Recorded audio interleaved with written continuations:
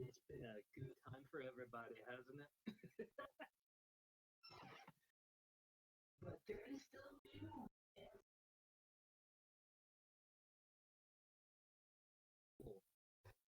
So of course, was we've got Lady Mary. Hello. I haven't been captured by the evil virus as of yet. I refuse to be. Although work is getting interesting, but we're not going to talk about that today.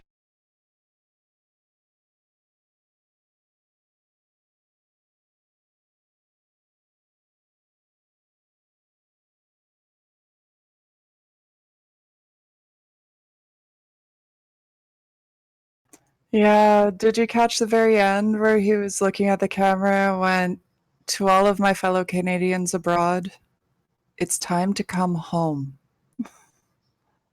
That just like choked me right up. I mean, I need to listen to this man speak more often. I think that might have been the first thing I've heard from him in 4 years of prime ministerness.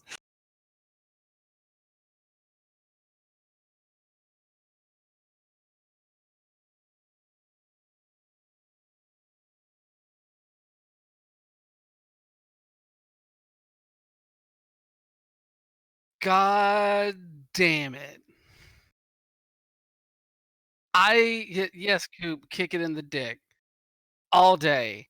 I am gone for 2 weeks. And let's count the ways that not just our world, like this world of Mr. Video Game Super Show, but the entire world has gone to utter chaos, panic, and bullshit. Oh Wouldn't it my be easier to god. count the ways it hasn't? Let's put it this way. One, I somehow got gifted a tier 1 subscription because of a thing. I got awarded a subscription to my own show because of somebody wanting to hype up them playing the Final Fantasy VII remake demo. Two, I downloaded the Final Fantasy VII remake demo for myself. God help me. Three, I don't know. Really, three, I guess. Let's just face it. Three is everything else. Three is this fucking coronavirus bullshit. Yeah, three is like all this stuff. Like I know, like it's affecting all of us in different ways. Especially, those we all kind of live either like in like metro areas or near metro areas, and it's all affecting us in different ways. I know out here in Portland, like it's been fucking crazy. Like I'm like very close to like ground zero for this country, at least, for this virus, and it's been fucking bewildering. That and also the fact like in my other job covering all this pro wrestling stuff, like to see just the entire pro wrestling and wider sports world just come to a complete stop along with the gaming industry in a lot of ways has been very, very odd to watch. Like literally within I was talking to Lindsay about this before we went on the air, like literally within the half hour I've had to like basically sort of like internalize the fact that both WrestleMania has been canceled and moved to Orlando, where they're gonna hold it at their like training at WWE's training facility with no fans in attendance and only essential personnel there. I have no idea what that is going to entail. But also the main thing that's really bothering me is the fact that because WrestleMania canceled on its own in the city of Tampa, which dragged their goddamn feet.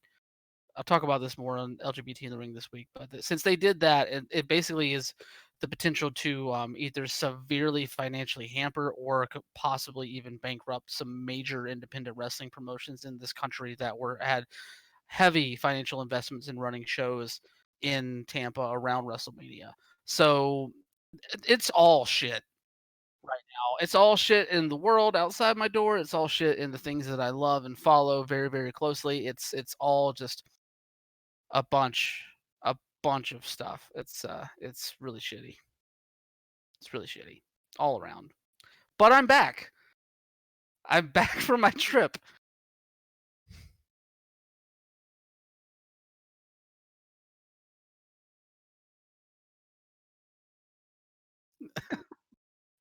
Well, this is the thing. Like, I was all set I was gonna be in Tampa for all of these events. So like I've had to cancel that trip, obviously. But then like also like this is a personal thing for me. Like I have very bad asthma, and guess what? Coronavirus is a respiratory infection. So um I am definitely all about that social distancing. Word up. You can't see me throwing up the fucking gang over here.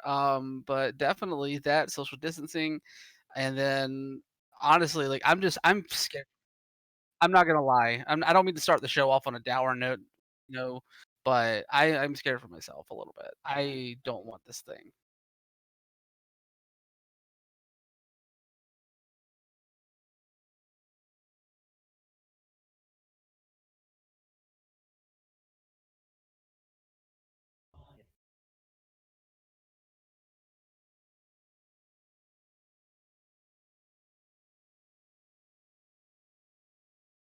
Yeah. No Um, one wants it. to put a funny spin on this, my mom emailed me the other day and she asked me, "So how are you holding up?" Because she knows I'm always anxious and everything like that, and wanted to make sure that I didn't need anything. So kudos to mom. But I did make her laugh because she's like, "Well, how are you dealing with the whole social distancing thing?" And I'm like, "Mom, honestly, between my anxiety and the fact that I'm an introvert, you could say I've been preparing for this my entire life."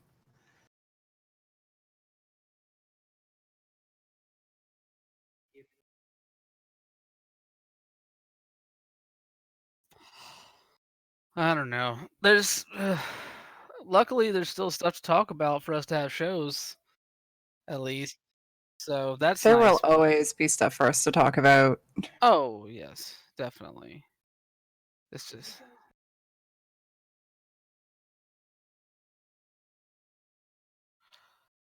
um well, I other than the Butch versus Gore show that I went to out in DC, the last wrestling show that I went to that stands completely in in like emotional definition than any other feeling I have about pro wrestling right now, because that show was outstanding.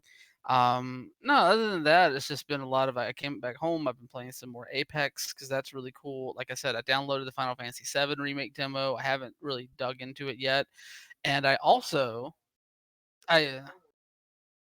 oh no, but I want to get a feel of it. But I also have started playing Nier Automata again, so I'm all into that all over again.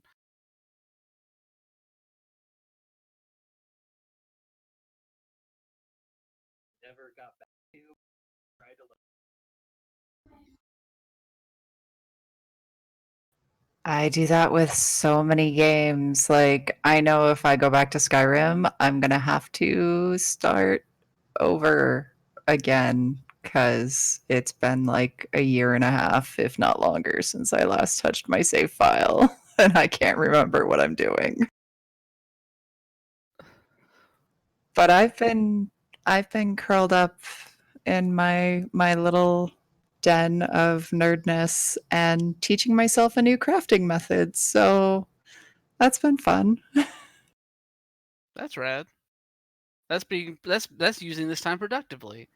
Well, and it also like it keeps my hands busy so I don't smoke as much, and typically I get nervous, anxious energies, so it's helping to kind of stem that, and it takes up just enough of my attention that I can throw a movie on in the background and still pay attention to what's happening there, but also pay attention to what I'm doing.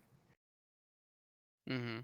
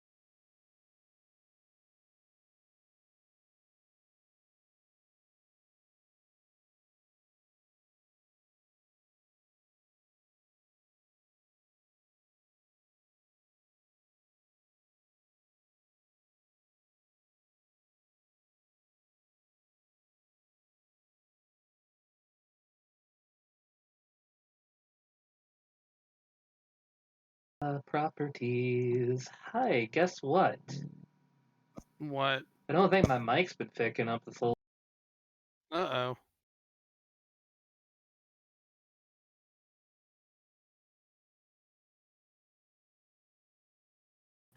Those in the stream right now, Hi. Travis has been regaling us with his tales of playing Hades, apparently with his mic not working. So that's what the awkward silent was there, Coop.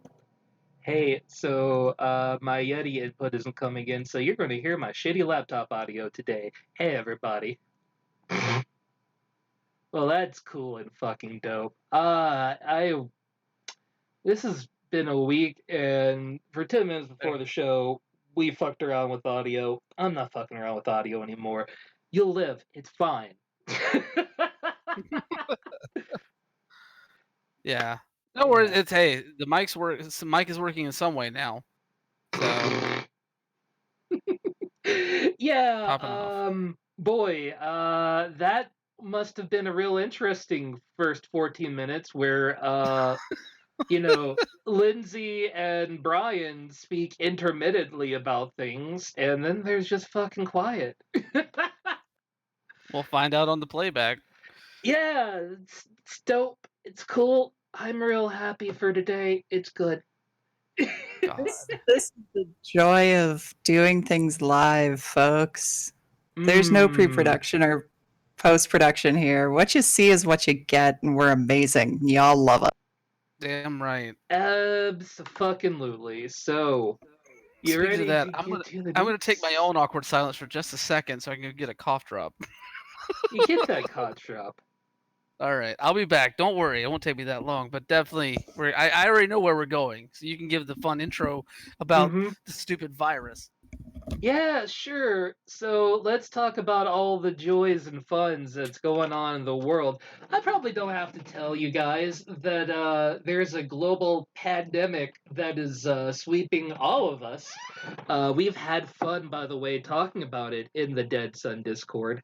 I guess you missed me talking about how if I sound a little down today, don't worry. I am not sick or anything. I'm not even sick. It's just been a very interesting week being an IT person here. So that's It's out been a there. Monday.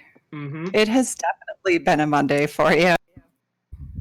Yeah. So I couldn't Guess who else even has been be a Monday for? bothered to set up the icon, but it's been a Monday for the whole fucking world. It's gone so far that even E3, which isn't set till fucking June of this year, is canceled, at least as far as the E3 that we know. The LA Convention Center will, for the first time in decades, not be a home to the electronic expos of things. Electronic Entertainment Expo, yes. That came, after the news that, of course, various vendors were dropping out, and E3 was like, no, we're going to keep going anyway. Everything's absolutely fine here. Don't you fucking worry about it. And finally, like, nah, no, LA isn't going to allow it to happen anyway. E3 is canceled, and we're going to have some form of online show, and a lot of their vendors and whatnot have all agreed that they will be coming along for the ride and they'll be doing online showcases of their stuff. Yeah, the thing is though, a lot of those people that are going to be doing online presentations, to my knowledge, are not going to be in direct correlation with the ESA. So it's going to feel like E3 in that way because there's probably going to be streams from already confirmed streams from Xbox and Ubisoft about what they have coming up, but none of that, to my knowledge, from what I've read and what I've heard, is that it's going to be in direct relation to the ESA. So E3, in effect, is a donezo for 2020 in all ways, shapes, and forms, outside of just basically what we perceive to be E3 as. Because think about it, like we perceive E3 as the press conferences. Uh-huh. That's what we focus on here on this show. That's what the majority of people focus on because they're not on the show floor. And I would say more and more E3 has become defined by the press conferences more so than the show floor, considering how barren the show floor has gotten over the past 4 to 5 years. It's very telling, though, that while the ESA did announce this cancellation, citing the coronavirus situation before it was declared a pandemic by the WHO, it should be noted that the creative directors of E3, I Am 8-Bit, the company that they brought on to basically build out what this was supposed to look like and feel like and be, bolted from this. They announced their exit publicly from working on E3 like weeks before this announcement was made, weeks before E3 was canceled. So E3 was in trouble regardless of whether the coronavirus stuff happened. So yeah, like I have no idea if we've made fun of a lot of the leaked memos and the leaked PowerPoints and stuff, talking about activations and Q-tainment, all this other dumb buzzwordy bullshit that's been coming out about what E3 was supposed to look like this year. But at the end of the day, the conference was already going to be taking a hit before all of this, before the health crisis happened.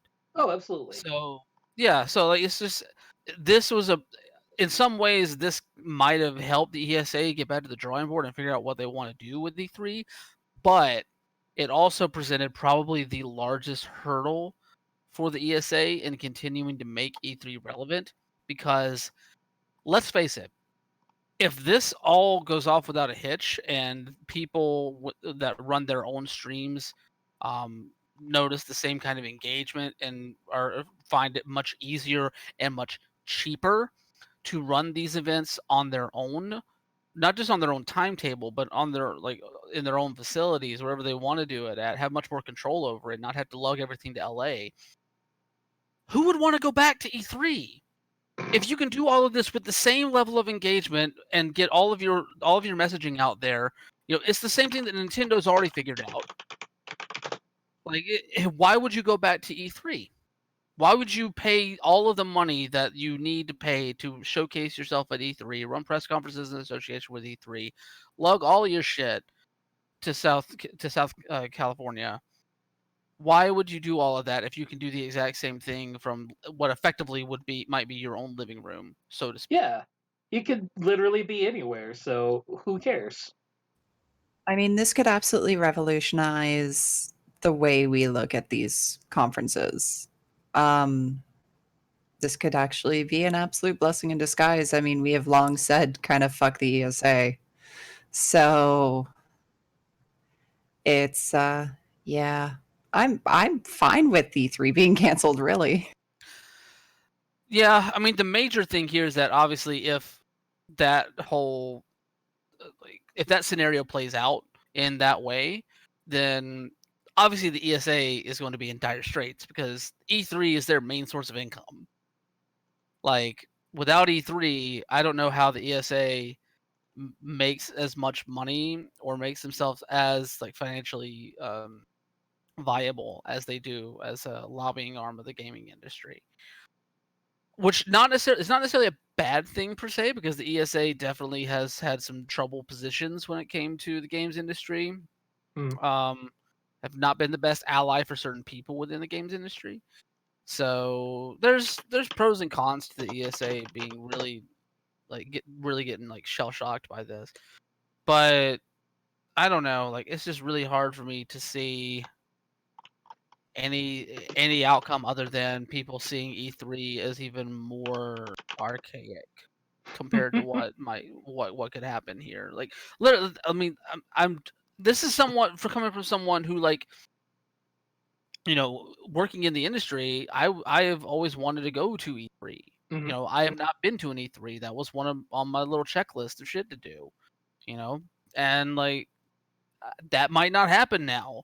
And I think I'm okay with that because I think to more to Lindsay's point about changing the face of what these conferences look like. E3 is sort of an outlier when it comes to gaming conferences like this because it's really the only one that still tries to stay like business focused in its presentation, even though it has definitely moved more towards consumer facing in the past few years with opening up to the public. You know, all the different like strategies they tried to implement with this year's edition. You know, but honestly, E3 was never going to be what PAX is. Oh no, E3 definitely was not. never, but that's the thing is like they were trying to position themselves to be more like that. Whenever, honestly, the main purpose of that show is to get to allow people to see stuff, like allow the media in to see projects and allow people within the industry to have B2B interactions.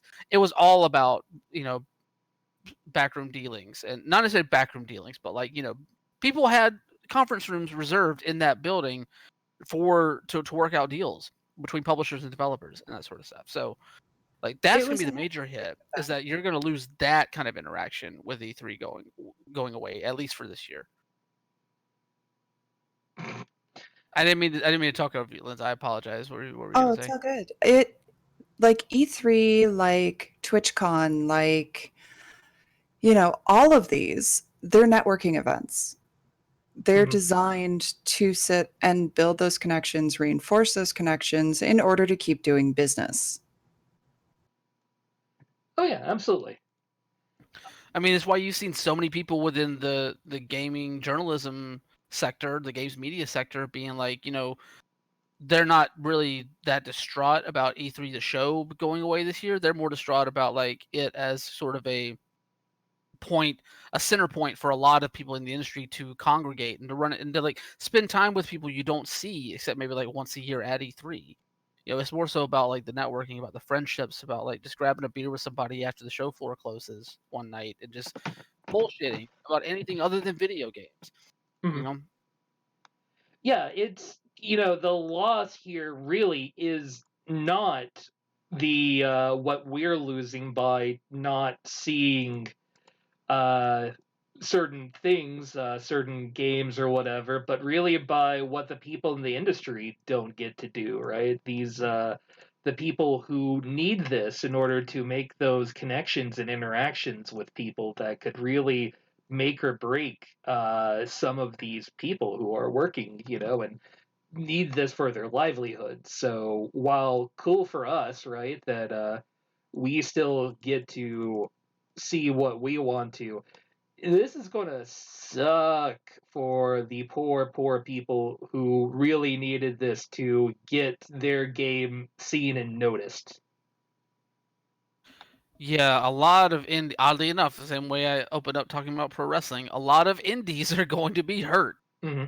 by this. Like I know a lot of, you know, people in the media and a lot of other like conferences have like started like reaching out, trying to like help people promote their stuff, you know, and trying to curry, you know, builds or demos or trailers from people that had stuff planned for E3. So at least there's people trying to reach out and provide platforms for them. But let's face it, E3 was going to be the biggest platform for them, Oh, and absolutely. they might still get some of that with these separate conferences that Xbox is running and Ubisoft, and more than likely EA is going to run something because they always try and do something EA Play wise. It's probably going to be underwhelming because every EA Play press conference since they started EA Play has been underwhelming. But you know, that aside, at least there will be places where some of these games will still get some sort of highlight, but it's going to be nowhere near the kind of word of mouth uh, movement that you would have gotten. Say your trailer showed up on, you know, Xbox's E3 press briefing. You know. By the way, Brian, I really thank you for carrying most of the conversation while I slowly fuck around with OBS here to get out what I actually want. So, Hmm. No worries. I was definitely watching the waifu hmm, uh yeah, just the customization stuff going on there. yeah, you gotta customize your waifu. What else? What are you doing if you don't customize your frickin' waifu? There we It's go. been it's been funny watching the progression of them just kind of like slowly sliding across the screen.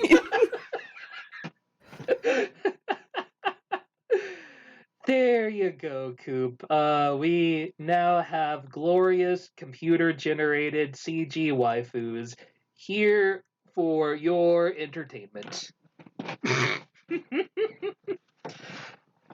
But yeah, it's man, to see some of the people who just like, what is poor Phil Spencer going to do with his time now that he doesn't get to plan for E3 for a whole month? He's just going to curl up and die. I don't know. I hear they have something big coming in holiday 2020. Ooh. Maybe that is something he can preoccupy himself with. It has a convoluted name, but it's coming. Yeah, and I mean, hey, he's not the only one that has had their series of reactions. The various publishers have all weighed in on the decision. Nintendo obviously could not have given a fuck. They're never actually there anyway. They just do their little Treehouse Direct, don't they? They have a booth. Yeah, they have a booth, but they don't do a press conference proper. Like they have their direct and then they have their stage show. Or not necessarily a stage show, but like they have like, developers at their booth. Here's the real important part, though. The absolutely important part. Devolver will still be there. Yes.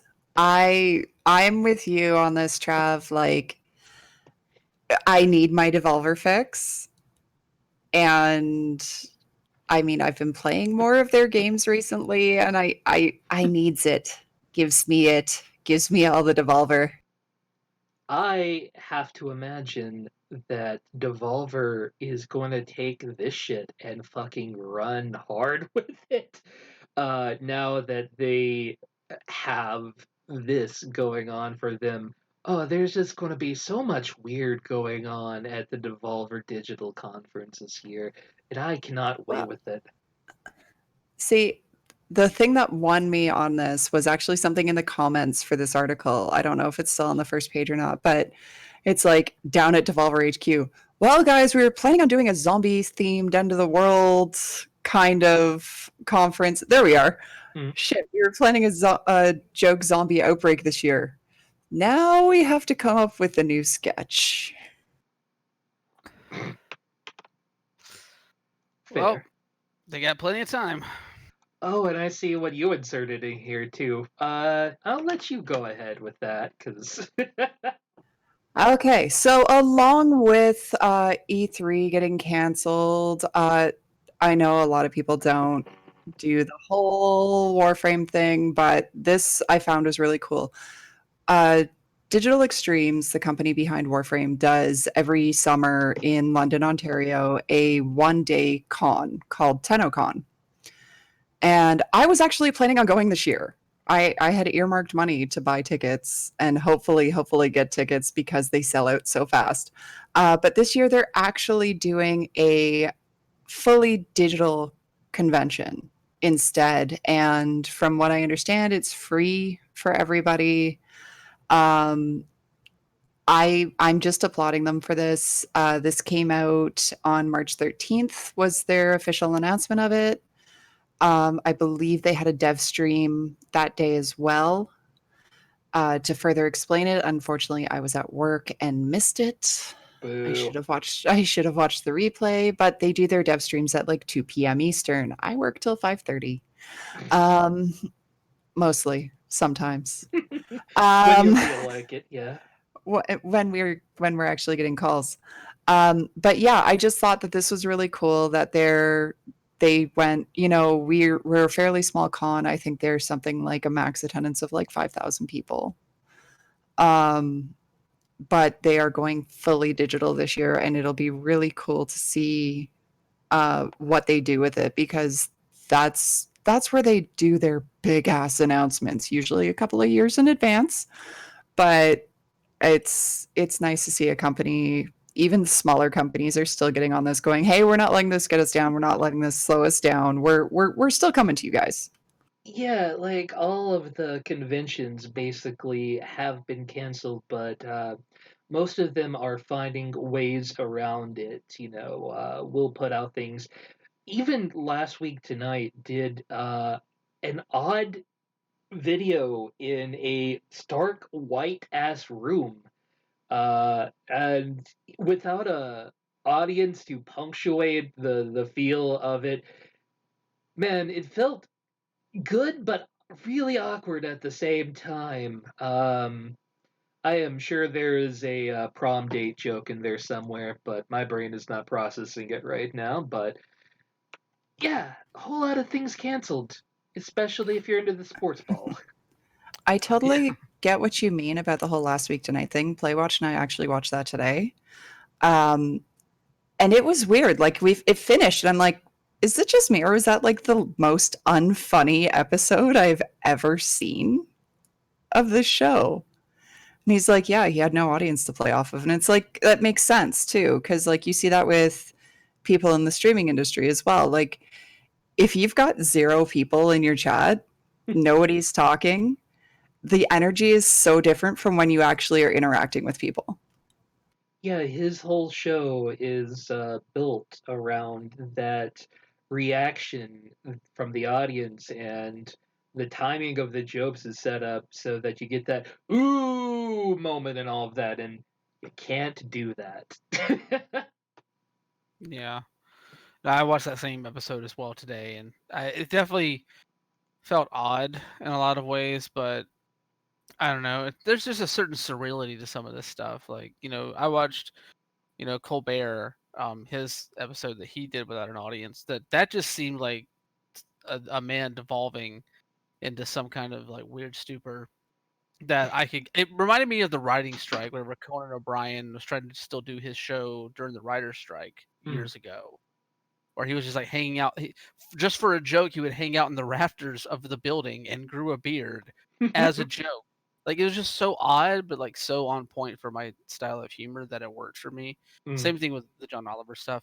And I also have obviously, I cover sports for other places, and all of the sports shutdowns have just been bewildering to watch as they just came down one by one by one by one by one. And then also, honestly, I have hot breaking news for everybody in terms of stuff closing because of the virus. Oh, So all of Atlanta's strip clubs have been are closing. but where are we going to go? You're not going to Oasis. I know that much. You're not going to Oasis It's or the Cheetah. I there's been actually a meme floating around of, within 6 hours of them suspending the NHL season, Canadians now have a working concept for a vaccine. Yes, I saw that. They like isolated the virus hours afterwards. You don't take away our hockey. Nope. But Brian, I have to ask you, like, Mhm. what could the coronavirus possibly do to the Claremont Lounge? What could they possibly do to that place? Keep I it mean, open. let's be fair. The Claremont Lounge is basically like already the coronavirus of strip clubs. That place is so fucking grody, but like it's our grody, god damn it. Hell yeah. So you guys are saying that it's a kind of place that if they were to capture some of the cockroaches there, they might be able to synthesize a vaccine from their DNA because they're pretty much immune to everything. The Claremont Possibly. Lounge is just there isn't a dance floor per se. There is a bar in the middle of the Claremont Lounge, and sometimes people get up there to dance. Whether they belong up there to dance or not, that's up to you. And people, And also, it doesn't matter what you think. yeah, it doesn't matter. It doesn't matter. They're still gonna get up there. And just the strangest people will come by and ask, "Would you like a lap dance?" And I'm not sure these people are actually affiliated with the club, but they'll ask anyway. And man, I remember the 65-year-old granny in the Red Riding Hood outfit that came by, and I was, no, fine, thank you.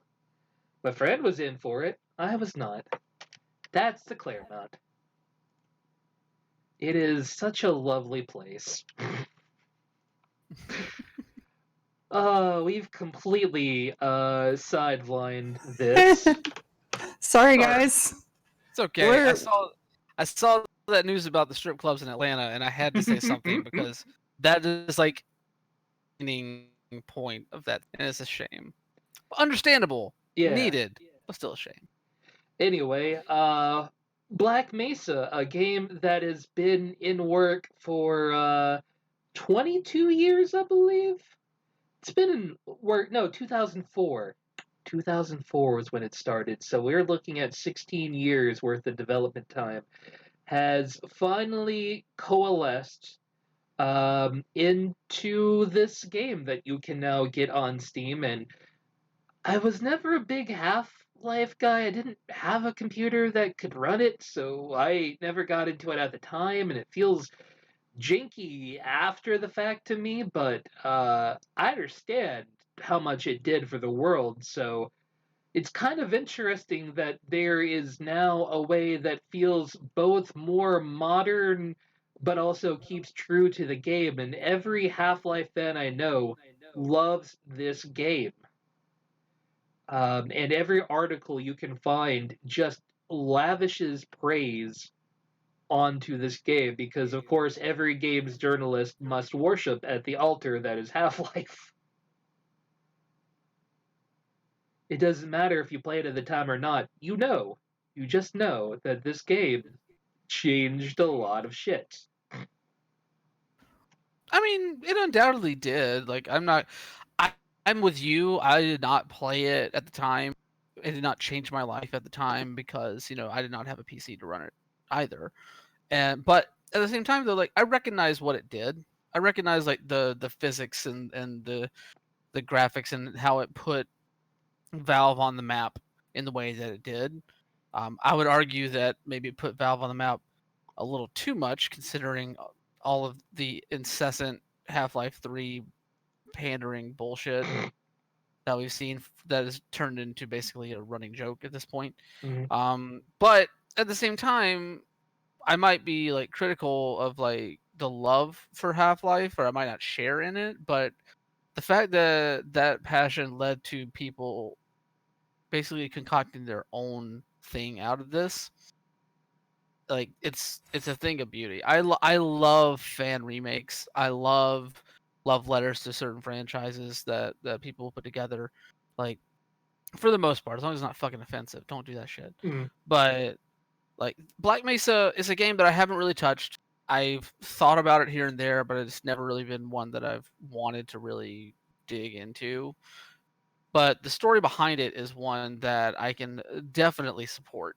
Like it's just people that are dedicated to something that they love and building something beautiful out of it, and I can always get behind that.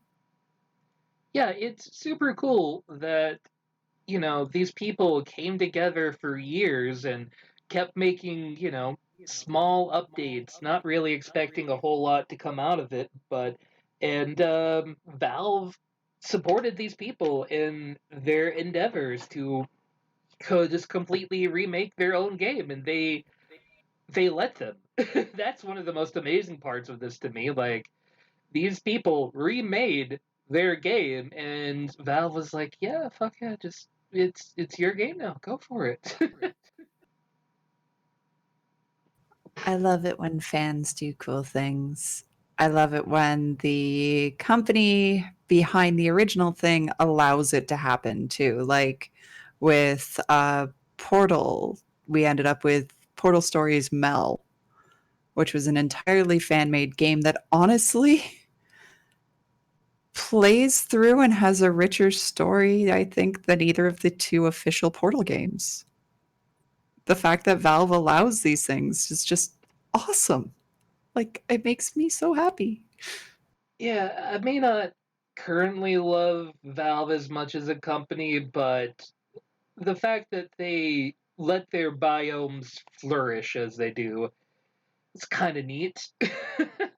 I can definitely give them that. And for what it's worth, amazingly, even the Steam reviews are fairly positive. There's a whole lot of them that Kotaku dug out. They routinely have reviews as told by Steam reviews, where they select ones that actually say things and have words. And you really get the idea of this. And one of my favorite parts of this: screw the guy who thought carrying a hat through the entire game, especially through Zen, as part of achievement was a good idea. That is a fantastic achievement, that you have to carry a hat from the beginning of the game to the end. It's just such a good idea. I mean, we've seen weird achievements before, Oh sure. but I think that's one of the more unique ones I've seen. Mm-hmm. Mm-hmm.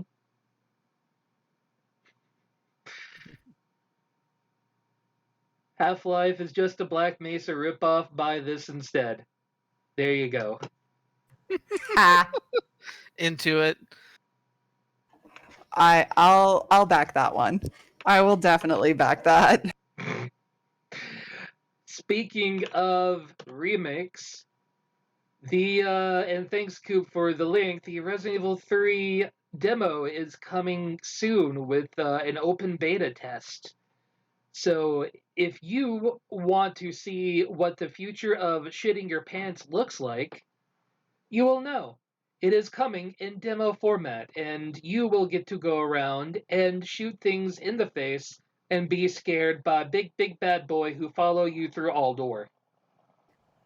Yep, I'm gonna say no.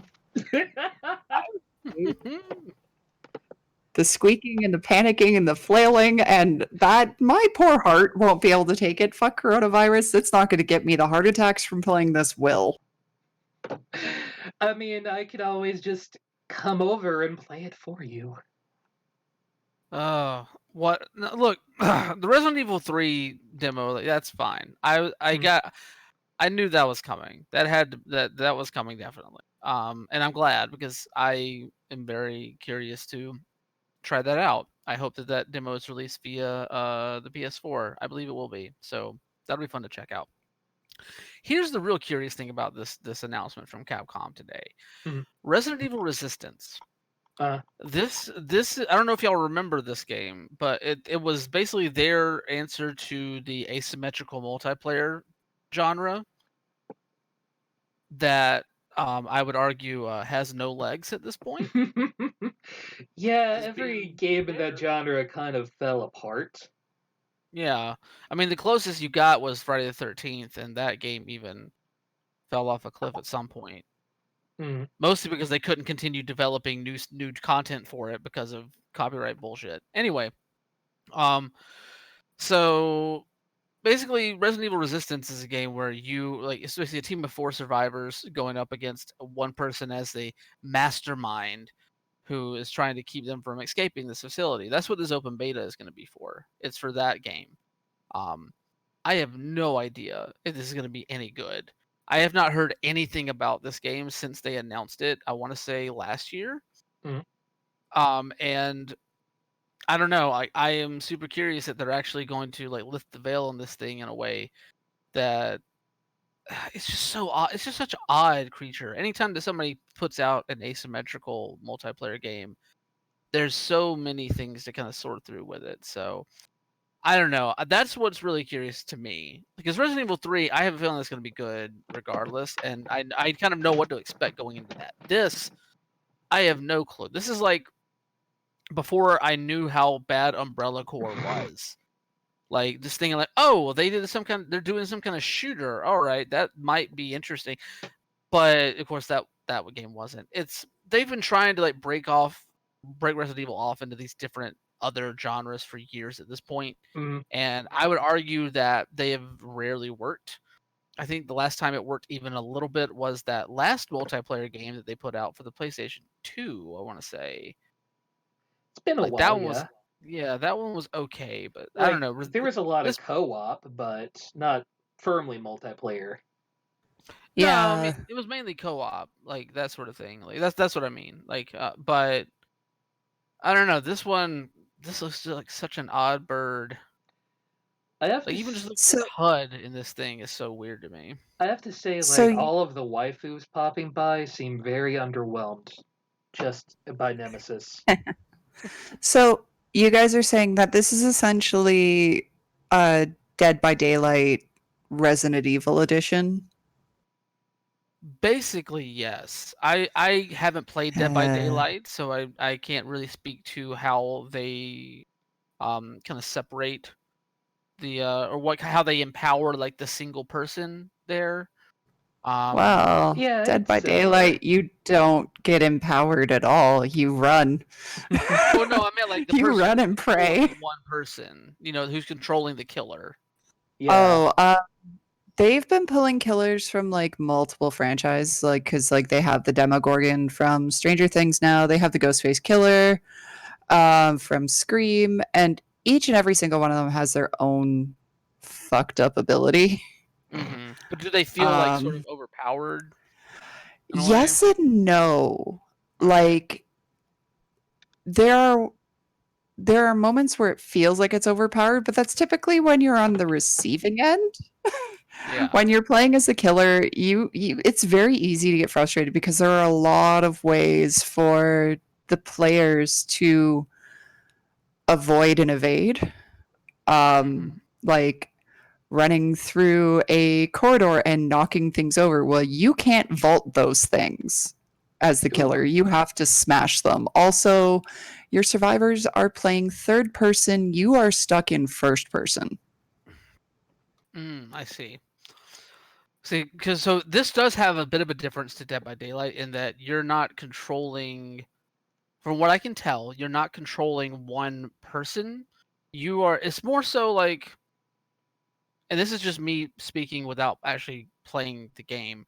It looks more like a tower defense sort of thing where you are controlling different things to impede the survivors or to like battle this. Like you're controlling maybe like the different creatures of the Resident Evil universe, like unleashing them into the environment and that sort of thing. It seems like that's more of what the single person against a group is trying to do in Resistance. Oh, so it's like Dead by Daylight meets the Hunger Games Hmm.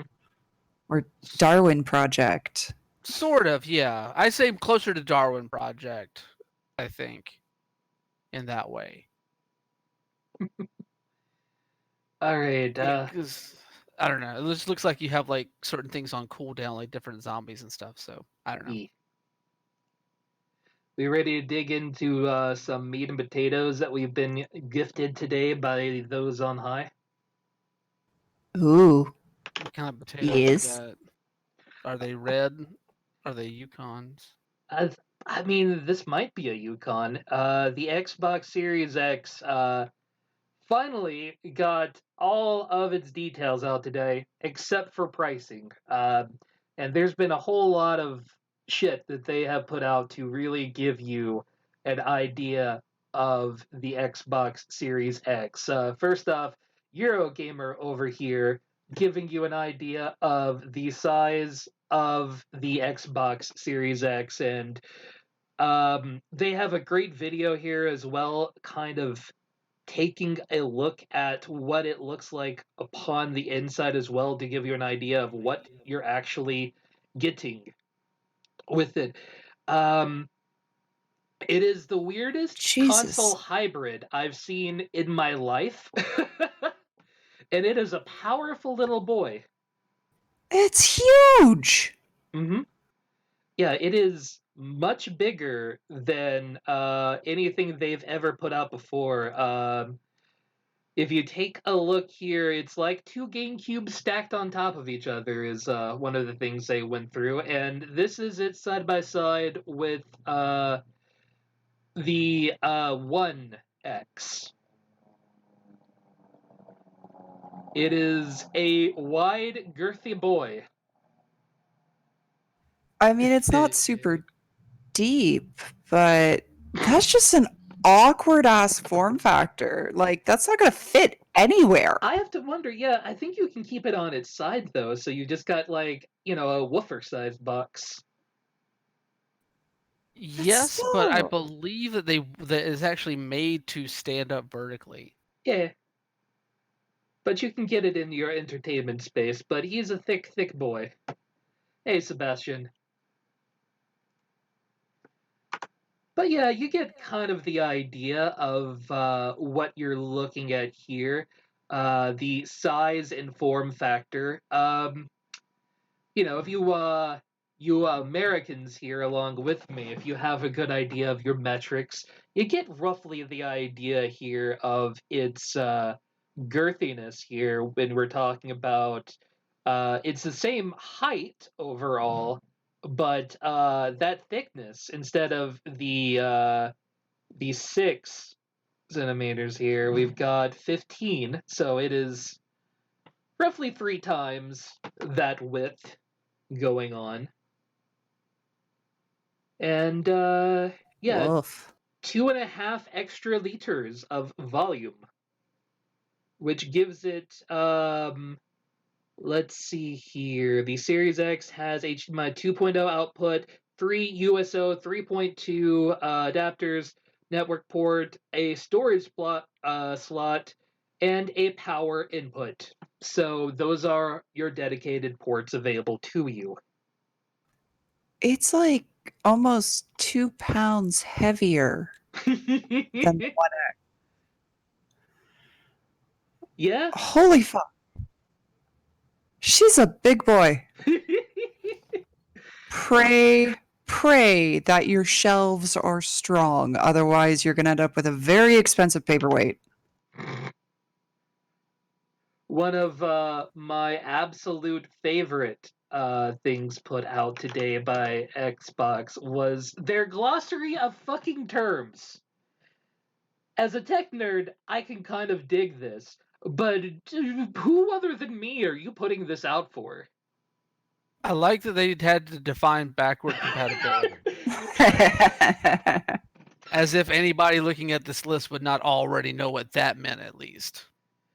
Now, it is kind of cool that from what they're all saying, with some of the things they put into it, basically developers will have an easier time upscaling their graphics. So, if you're looking to go for 60 FPS or 120 FPS with it, you're not worried as strongly about your texture scaling as you were previously, or how you're going to ray trace and all of that bullshit.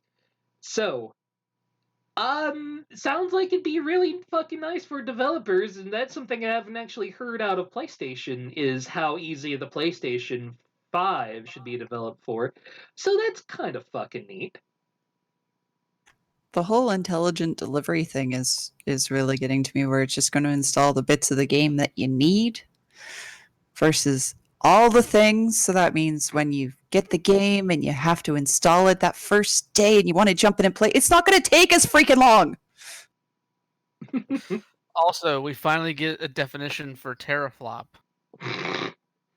All those teraflops. I did not All realize the that flops. it stands for, apparently, this is news to me, trillion floating point operations per second. Mm-hmm. Yeah. It's way less sexy. Which translates to what?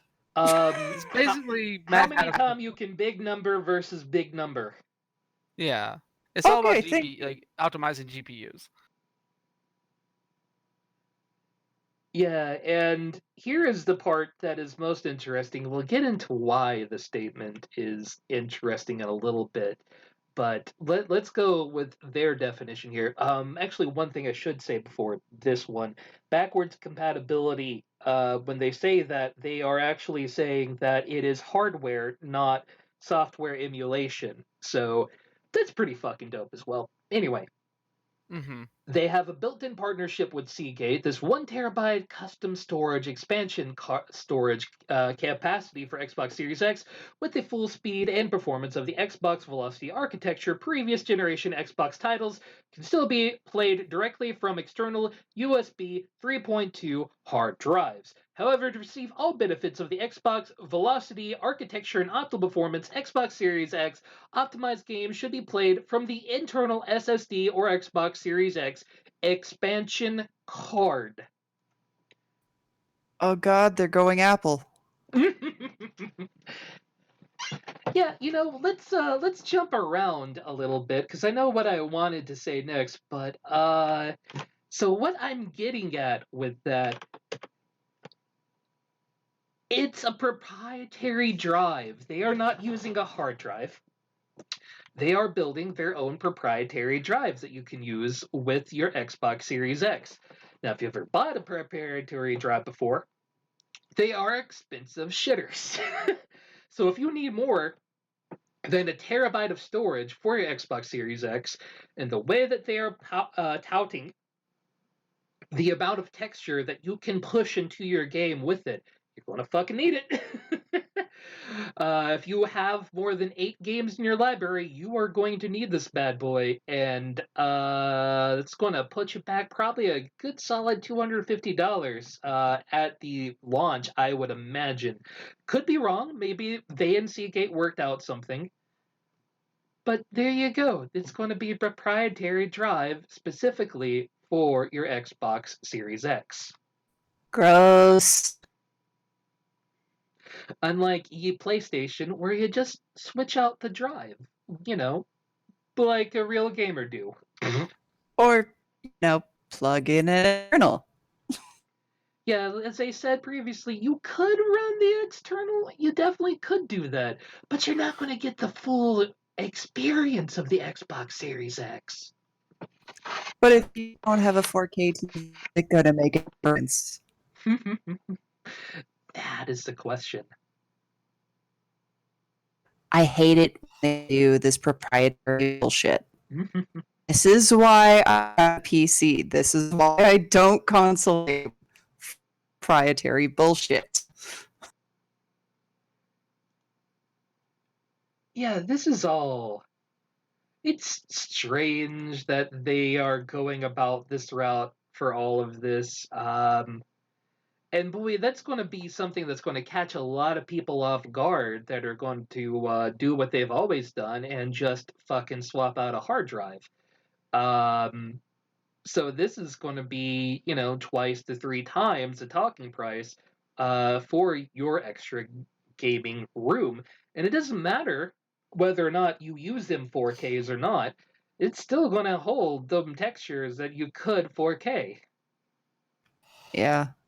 Although, going back to the form factor of the Series X, I noticed something in that little, let's take it apart so you can see what's inside. Yeah. Okay, so the size of that fan combined with the size of the fucking PSU in there, this thing's gonna sound like a jet engine. You could be right. You definitely. Now, I don't know for the certain here, but yeah, that's a big boy you're looking at right there for that fan. That is a gigantic fan. It is going to get hot, and it is going to fully jet engine. Do not expect quieter gaming experiences. This thing is going to sound like it's going to be able to take off into orbit. Like, look at that heatsink. You don't know that. This might, it might be big to keep it quiet. Because, the more form space, the slower it has to go in order to push the same volume of air. So maybe that's why it's such a big, chunky boy. The heatsink takes up a third of it. The fan takes up another third. Yeah.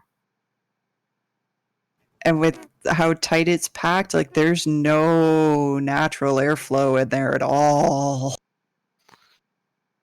Okay, I can appreciate here how easy it is to replace your hard drive. That it is just you're done.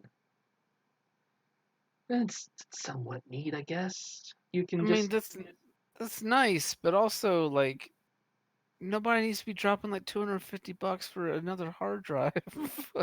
yeah, we're going to go back to the day of your PlayStation memory card. Brian, You know how much them motherfuckers cost? Did you lose my memory card? I had my save data where Tifa was level 99. What did you do? I fucking deleted that shit so I could play fucking Kingdom Hearts. I needed that save room for my Madden Q3 team, okay? This was important to me. Everybody knows that you don't need that much space for a Madden created team, right? I know that because I still have a memory card with like 40 of them on one. Fair. This Also, is I like, take it back. I didn't delete it for Kingdom Hearts. I deleted it for for Devil May Cry 3. Oh, fuck that. although, like, the pricing of this stuff is taking me back to the days of, like, I remember back when I was in college, so, like, early aughts, and I had to buy a USB stick for my computer course. It was a 64 meg card. And it ran me $70. Good night. I do not miss ye olden days anymore when you were wandering around. Oh, I need a USB stick for my course. Do you have one that's like 32 megabytes so I can bring in my Word doc to my professor? Shit on that. Yeah. Like my first MP3 player held 12 megs. It didn't even hold a full album. It was literally like 7 songs. Yes, Kat, I will feed you after the stream. She says hi to everybody. Anyway, the last bit of console that we got for the Xbox here is the controller, which mostly the same, though the changes are fairly obvious. You got the share button in the middle. You've got yourself a nice little D-pad over here that instead of just being the arrows is a rockabilly rocker. And you've got your contoured edges so that if you have the tiny hands, you can still hold it. The D-pad makes me think of the ones on the Elite controllers. Mm-hmm. Yeah, it's kind of the same, but it's more of a divot instead of that from the Elite controllers. So they basically got the idea from there, but not quite the same. They're also definitely more tactile in your buttony buttons on the shoulder. And you've got your rubberized grip and all of that hot shit. So it will feel good upon the hands from the look of it. Mm-hmm. And also with the rubberized grip, if you get the sweaty hands in the tense situations, you're not going to fling the thing across the room. Also, apparently the connectivity of the controllers over Bluetooth has been improved. Apparently, it's like lower latency. They're using Bluetooth Low Energy as opposed to the standard Bluetooth connections that they used on the Xbox One. And also, this is cool. Xbox One, like you talked about with the backwards compatibility stuff with the hardware before, Travis. Xbox Series X and Xbox One consoles and controllers are cross compatible fully. Hell yeah. So you don't have to buy new controllers for this thing. It would just be nice if you did. Yes, exactly. Be very nice if you did for them. Also, USB-C port. Fucking finally. Microsoft getting in on the game. So now the only question left for them to answer us is, what is the fucking price? Don't you just love corporate stare downs? We've just got Sony and Microsoft staring, and they've got their hands on their gun holsters ready to shoot, but they're waiting to see who moves first. Well, you know what? Originally, we thought it was going to be E3 that was going to force the hand of one of these fuckers. It still could be. They're going to have those nice little talky talk conferences with all sorts of people tuning in from the webs. I mean, obviously, eventually somebody's going to have to announce their price because they can't go to market without announcing a price. Mhm. But I don't. This might. I think we might not know anything until August at this point. It is definitely possible. Yeah. All right.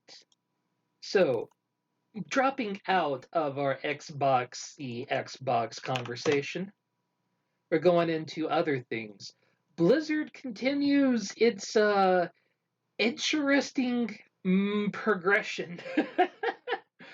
They have lost one of their lead writers, Michael Shu, who has been with the company for 20 years and was the lead writer at Overwatch. So all of the lore that the internet has talked about and all of them interesting backstory snippets that they gave all of us all came from this man who is no longer working at the Blizzards anymore.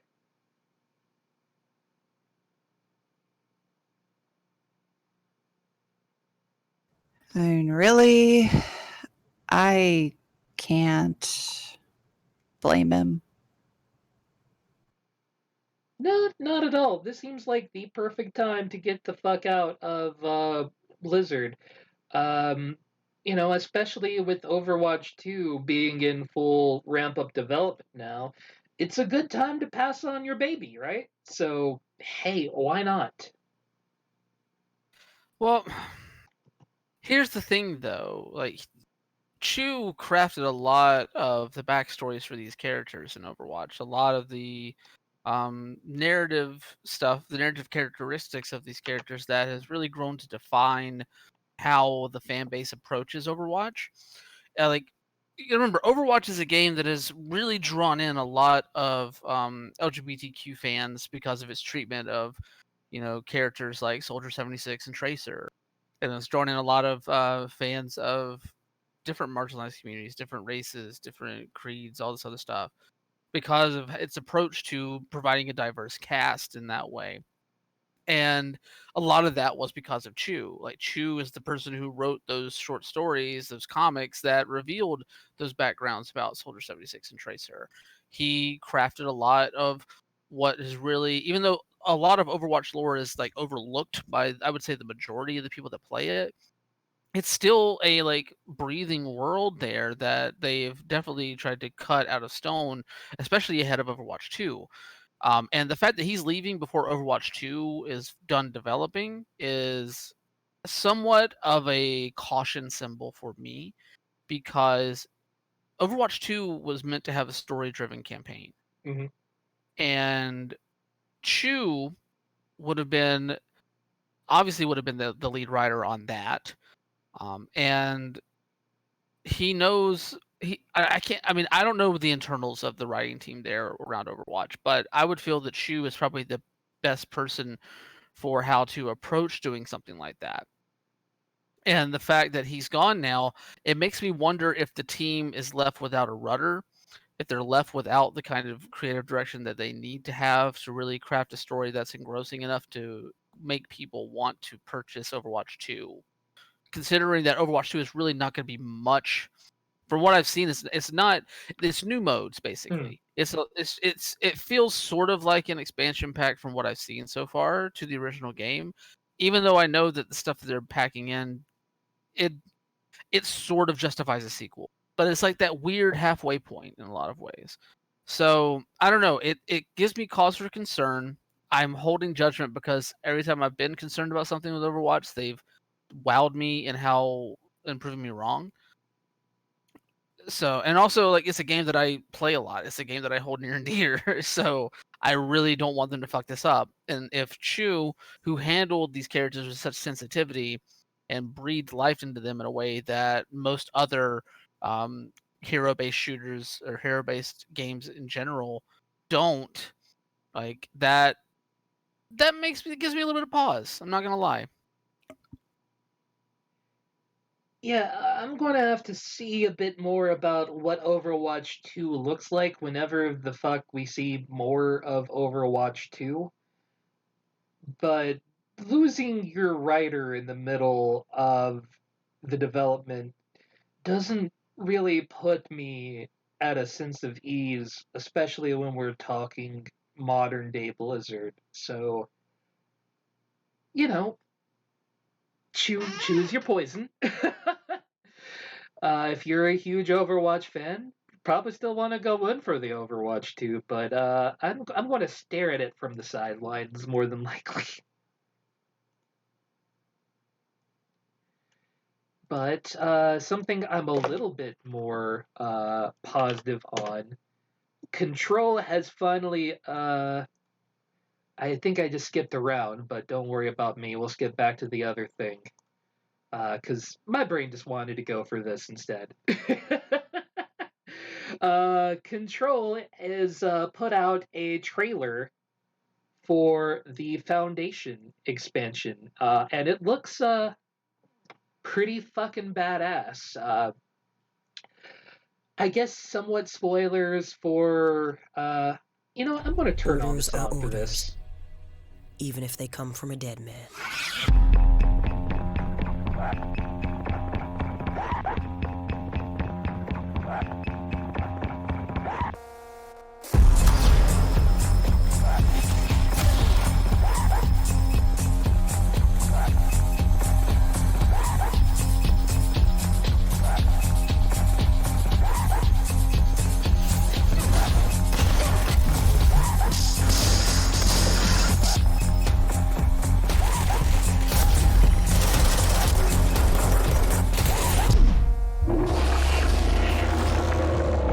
What a mess.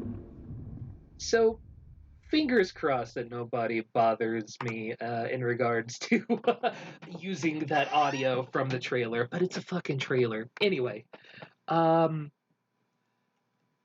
from what you can tell from the Foundation expansion, you're going in and finding out more about the Foundation, and you're going in deep, and the original. Um, the original leader is going to be giving you direct information and mission on what we're doing here. I don't know who the lady is, honestly, from the trailer who does much of the speaking, but the fact that you're going to be taking all of your powers that you get throughout all of Control into this so you can do all of the weird fancy fucking flying. That's dope as shit because you did really get a whole lot of time to fuck around with that in Control. So I'm down. You've got my 1999. I'm in. That is March 26th. So I have like a week to finish Doom, which perfect timing for a guy like me who's going to be stuck in here anyway.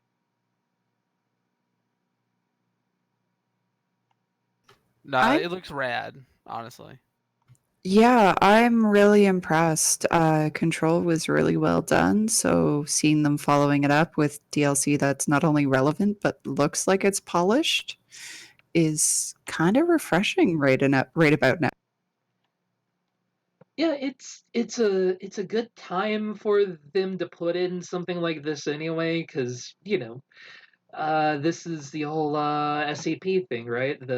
The fear and all of that, and I think a little bit of fake fear is a good thing right now to give you something to bolster them receptors to the real fears. So I'm down. I'm down. I'm in for this. Me and my PlayStation, we're gonna be having some fun this break. Between this Doom and Final Fantasy VII and The Last of Us, I'm here. You didn't have to worry about social distancing. I'll be in my room anyway. But let's go with the what I was supposed to actually go with. not a delightful story to go into, but our boy Jason Schreier over at Kotaku, the man who everyone in the industry seems to both hate and talk to at the same time, had a chance to sit down with a whole lot of people from Naughty Dog. And what he has gotten from the conversation with them, um, is, surprise, surprise, another AAA industry titan that has a huge crunch culture. The difference between Naughty Dog and a lot of other places is that they don't directly ask you to crunch at Naughty Dog Studios. What seems to happen at Naughty Dog is that there is a culture of perfection at their company, and you are given more work than should be possible to do in your 40-hour work week. So these people wanting to put out these amazing products dive ass first into their work and put out all of the things, which leads to overwork and eventually people crashing and exiting Naughty Dog, which exacerbates the cycle because they have to hire newbies all over again, and they have to retrain the newbies. Which you may have heard similar stories out of Rockstar as well, that the high turnover rates that has been coming from this high crunch culture at the AAA industries across the board has led to so many departures that they're spending more time training these new people than they are getting ye work done, which leads to more crunch. And the culture continues.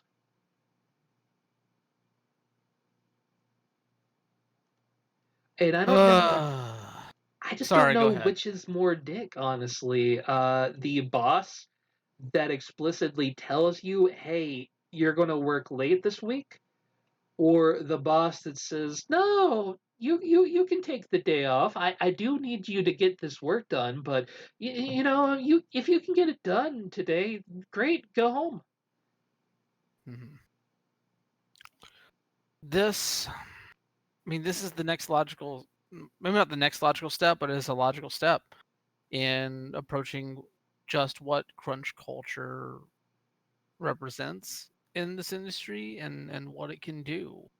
Like we've seen so much reporting about this same sort of stuff going on at other places. And this isn't the first time that Naughty Dog has come up either Mhm. in these conversations.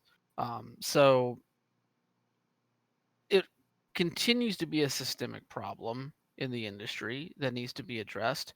And the fact that people within Naughty Dog feel that this cycle defines the company in a way Mhm. is really troubling. Because it's the same sort of thing that we saw with Rockstar. Mhm. Whenever they got into the news last year, and yes, they made some changes after that, but like we said back then, it's not just Rockstar that's doing this. Oh yeah. Rockstar is just the name in the news right now, and the fact that there are people within this company that feel like they have to do this in order to keep up the reputation of the company, that is so unsettling to me. The company, you as a developer, as a designer, whatever your job is on a given game, like you are not defined by the culture of the company that you work for. That is something that the company is defined by. And the fact that Naughty Dog is being dragged out to look at their dirty laundry again, it should show that if companies are not continually held to the fire, that these things are just going to continue to happen. They're perpetual. They do point in this article, one of the big items that stands out to me in of the 20 non-leads designers who were in Uncharted 4, and Uncharted 4 itself had a lot of talk about excessive crunch time. but 14 of those 20 are not with the studio anymore. That is a fucking high turnover lead rate for junior dev. Yeah. And honestly, like, I know that there's like there's pieces in here about like how Naughty Dog is upfront with new hires about the crunch culture that exists within the company, and like that's cool that they're upfront about it. That shouldn't be something that you're upfront with, because that shouldn't be something that you define yourself by. That should not be like, let's face it. We wait long enough for video games. We can wait a little bit longer Mm-hmm. for them to be made in the way that they need to be made. Like everybody knew Last of Us Part 2 was coming. Like, yes, nothing was confirmed, but we knew that game was coming. You don't need to have people working like 80-hour work weeks to get that game out to a place at a time frame that necessitates that sort of thing. People will wait. And if they don't wait, you have to change the behavior of the fans that buy your games. You have to condition them to wait. Like this, because honestly, like that kind of turnover, I don't know how you sustain a creative like environment, like a cohesive creative environment in that way. You know what I mean? Like if you have the majority of like non-lead designers on the original Last of Us are gone from the company now. Yes, you have a Bible of The Last of Us that you can play off of for like character and setting and that sort of thing. You have the game itself that you can go back and play to kind of get into the tone of it and figure out what kind of stories you can tell within that world. But you don't have the experience of building that world. You don't have the experience of putting that game together and figuring out what works and what doesn't, and understanding why those things don't at a very, very minutiae level. And Naughty Dog's games are defined by that minutiae level stuff. There's a reason why they point out the fact that Ellie like gets like weirdly gets like blinded by your flashlight and reacts to it in there, because they thought about every single tiny little detail that goes into this game. And honestly, I think that sort of plays into some of the backlash that we've been seeing from the trailers to Last of Us about the very much like defining the game as like a bury your gaze sort of thing. Like, I didn't get that vibe from the original Last of Us. It was dour. It was like fucking sad as shit. I walked away from that thing being depressed as a motherfucker. But you know what I didn't walk away from feeling? I didn't walk away from it feeling that they were trying to play off of the emotions of a marginalized community for fucking sympathy. They were not trying to build a story out of a fucking trope that is tired and frankly offends a portion of the audience that they have in there. So like that sort of stuff gets lost in translation whenever you have that high level of turnover. You know? Mm-hmm. Well, and too, like you were saying, Brian, yeah, they're really upfront about the crunch culture that they have. And I mean, hearing about it, you go, oh, that doesn't sound too bad. You don't realize how bad it is until you live it. Like, I've done the 70-hour work weeks. I've done the months where I've only gotten 2 days off. And it fucking sucks. You're not wrong. And the whole, them explaining it away of, well, we have a culture of perfectionism here. That just strikes me with the whole thing where you end up with people with approval addiction, like their parents who never got angry at them, but would give you the, I'm just very disappointed in you. So you get people who will work themselves literally to death because it's so ingrained in their personalities that they have to make the world happy. I'm guilty of this. Mm-hmm.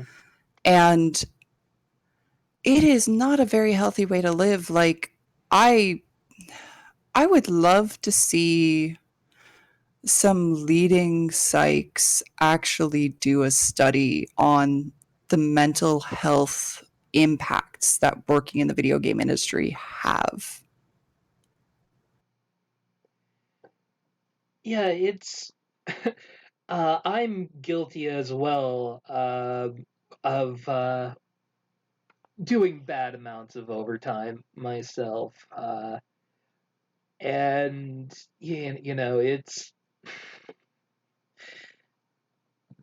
it annoys me every time I do it, yet I keep doing it, and I'm not even pulling the sorts of weeks that you read about coming out of the AAA industry. Thank God I never bothered to get into game design because that sounds like shit. Just pure fucking shit. And you're not talking weeks of this, you're talking dedicated months. And when you get a delay like The Last of Us 2 got a delay, those extra 2 or 3 months, that's not to wind out the time and give them breathing room. That's further crunch. It is the crunchiest of crunches. And that's just bad for everyone involved. You can't continue to make these sorts of games. And we've seen this in other developers before that just crunched themselves eventually so hard, BioWare's and whatnot, that just everything ended up wrong. And yeah, from what everyone says, The Last of Us 2 is going to be fucking great. But it's only going to be when they put out an abject failure that it's all going to go wrong.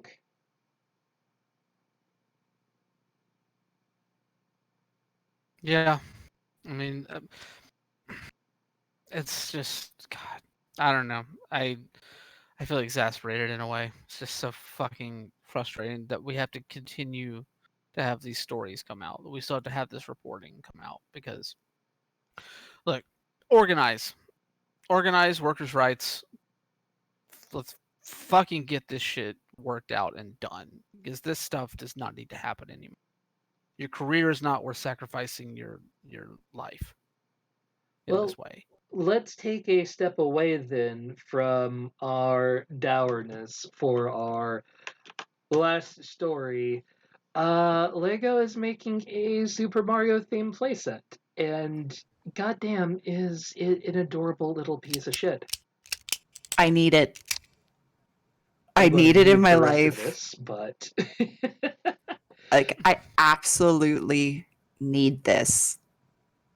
I will have so much fun with it, and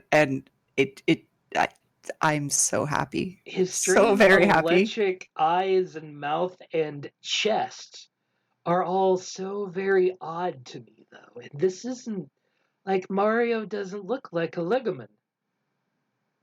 He looks weird to me. Yeah, but you can't make Mario into a minifig. That's just not? wrong. Give me the mini Mario. I'm fine with that. Am I probably going to buy this anyway? Yes, because it's Mario and fucking Lego. Fuck off. I'm probably going to buy it anyway, but the eyes weird me the fuck out. Those The eyes? soulless, blinking eyes. Like the square head is what does it for me. Like that's just odd. Yeah, his cap doesn't fit his head. No. Why would you go with the square head when every other Lego man ever rounded head that you can easily put a cap on? Yeah, give him Just the make it- round boy hat. Yeah. Don't make it super awkward. But it still looks fun as shit, and I can't wait to hear more than this trailer. We don't know exactly when it's coming out, what accessories. We get a good idea here, but believe me, when this comes out, there's going to be a pre-order with my name on it, and it looks like it's going to be cute, funsy time that you and your family can sit down and have with. And it's good. It's good stuff that just is a little bit too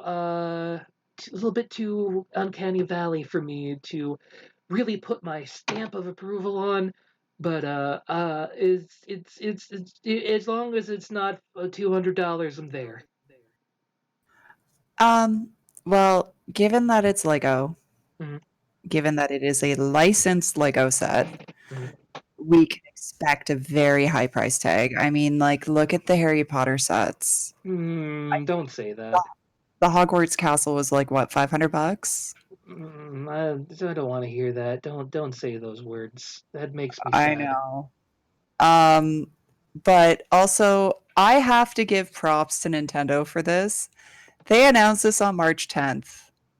Yeah. And I mean, the fact that they kept up with the whole internet thing of that's Mario Day, the Mhm. fact that they actually rolled out their main announcement for this on that day, that's awesome. Like, bravo Nintendo, bravo. It really is. It's cute, it's adorable, but it's kind of off-putting. And man, if that's not the Nintendo brand, yeah, I'm with Coop. It's probably oddly shaped and weird because it will be $100 because it's Nintendo, and Nintendo makes a point in making their stuff expensive, but not that expensive. Yeah, I can see there being a bit of a battle between Lego and Nintendo as to the pricing. Because Lego will be like, dude, we could charge $1 million for this and people would still buy it. And Nintendo's going, but we want all the people to buy it. Yeah, we want all the people to buy it. It's going to be a price that's high, but not that high. And we're going to sell expansions to the set. Yeah, because I mean, from what they were playing with there, like that only looked like one level. Mm-hmm. Mm-hmm. Obviously, you can move around the parts and recreate it however you want to and all that, but still. It's cute though. I really want one. Same. But either way, that has been your Mr. Video Games for March the 16th, 2020. But of course, we're not done here today. Not by a goddamn long shot. Mr. Video Games has to be awarded.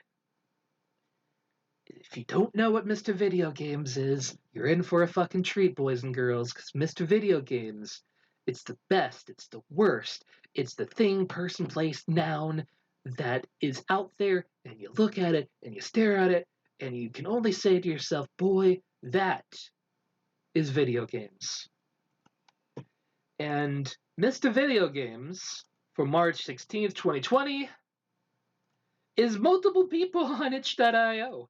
I want to start out with Mr. Terry Kavanaugh, who went to Twitter earlier today and grabbed the wrong link directly, but decided, hey, I'm going to give out 1,000 copies for fucking free of all of my games. They have all been claimed now, but the Dicey Dungeon, the VVV, the Super Hexagon, all free on the itch.io. You will know that I have a strange man crush on Terry Kavanaugh because he is a good design art boy, and I like his stuff. And the fact that he gave out his award-winning multi-platform selling games for the Frizzle on the itch is huge of him, even though, it was 1,000 copies. They all went because it's Terry Kavanaugh. And he wasn't the only one.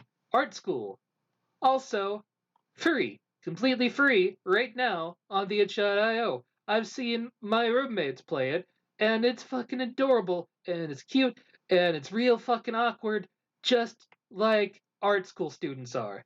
You can get it for the Frizzle. I know it says $11.99 right now, but you can get it for the free right now, unless they changed it in the last 2 hours. That is entirely possible as well. But they are not the only ones here. If you head over to that itch.io and you are wondering, what am I going to do with all of my free time that I have right now?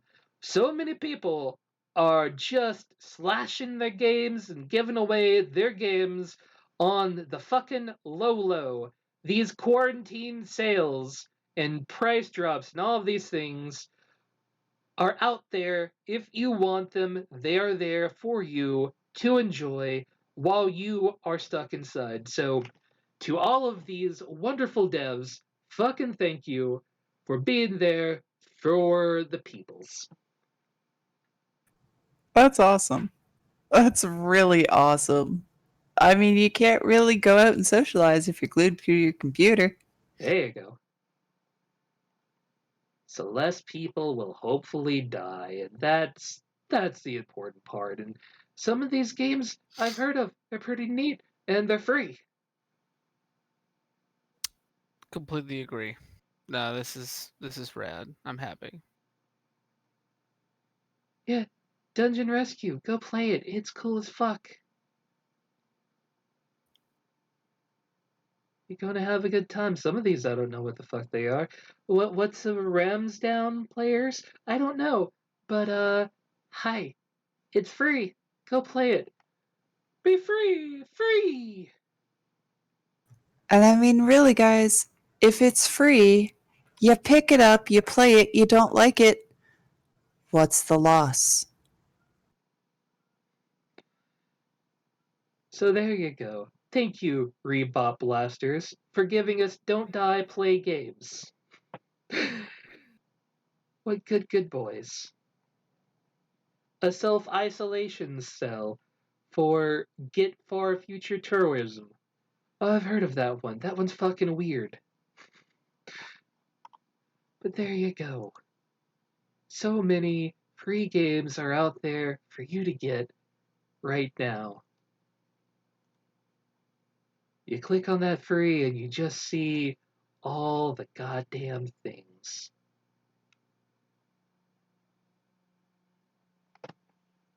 That is your Mr. Video Game for today. Don't go outside, stay in your room, play the Haunted PS1 collection. This shit is fucking dope as shit. Why don't I have it actually? I need to fucking download it. It's a Name Your Price adventure. And it's weird as shit. I watched fucking Vinesauce play it. It's great. And you know he plays some fucking weird shit. Play it. It's good. Anyway.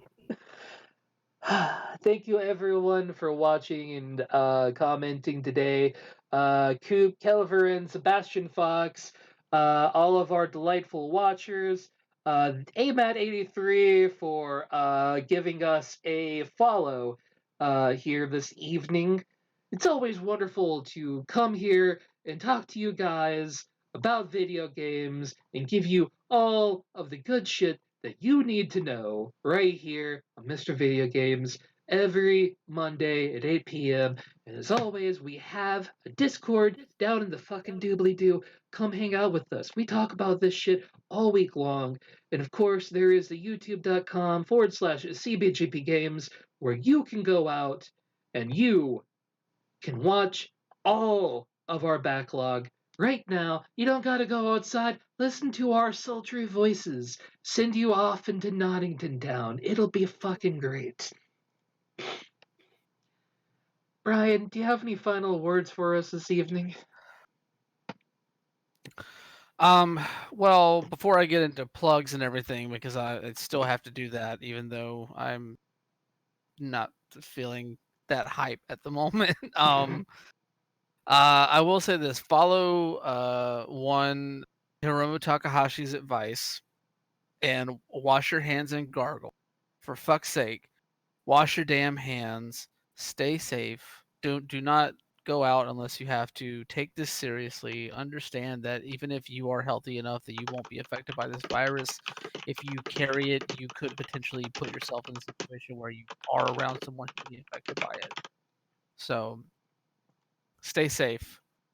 Remember that it's not just about you, it's about all of us. And just try to find some hand sanitizer and don't be shitty like that dude in Chattanooga. Other than that, follow me on Twitter at WonderboyOTM. You can read my stuff at outsports.com, pacemagazine.com. I have some stuff in the works for the rest of the month that's going to be pretty fun, gaming related and pro wrestling related. Should be fun. And then definitely check out my queer pro wrestling podcast, LGBT in the Ring. I know that pretty much all of pro wrestling is shut down at the moment, but there's still plenty to talk about. And still plenty of awesome people within the industry to highlight and learn about and discuss. over there. And I'm just gonna put this out there now. I think I'm with being sequestered at home. I think that I am going to restart my Fire Pro streams that I have been on a extended hiatus from. I believe that tomorrow I'm going to get started with something tomorrow. The Grapple Lord Wrestling Championship will return to Twitch. It's going to be twitch.tv/GLWC. If you want to see some dumb wrestling stuff and celebrate have some fun while we just play with a maddening game that is also super amazing, you can come by tomorrow. I'll post a time on Twitter sometime tomorrow morning, and we'll go from there. It's just, I just need something. I need something positive going on right now, and I think that's a good way to do it. I mean, where else are you gonna watch a sentient cake fight Jason Voorhees from the NES game?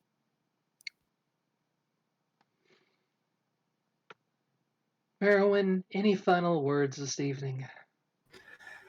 As always, guys, be good to each other. Be the change you want to see in the world. I know shit looks really scary right now, but don't buy into the paranoia. Don't buy into the panic. Please don't panic buy. I've seen some absolutely horrifying videos lately coming out of grocery stores. Don't do that. Please don't do that. Wash your hands. Protect everyone, including yourself, but definitely everybody else as well. If you don't have to leave the house, please don't. Stay home, play video games. Hell, watch our backlog if you're new to the channel. Just be good. Okay, guys. I know my streaming schedule has been shit lately. I've been horrible at actually having the humanness to do the thing.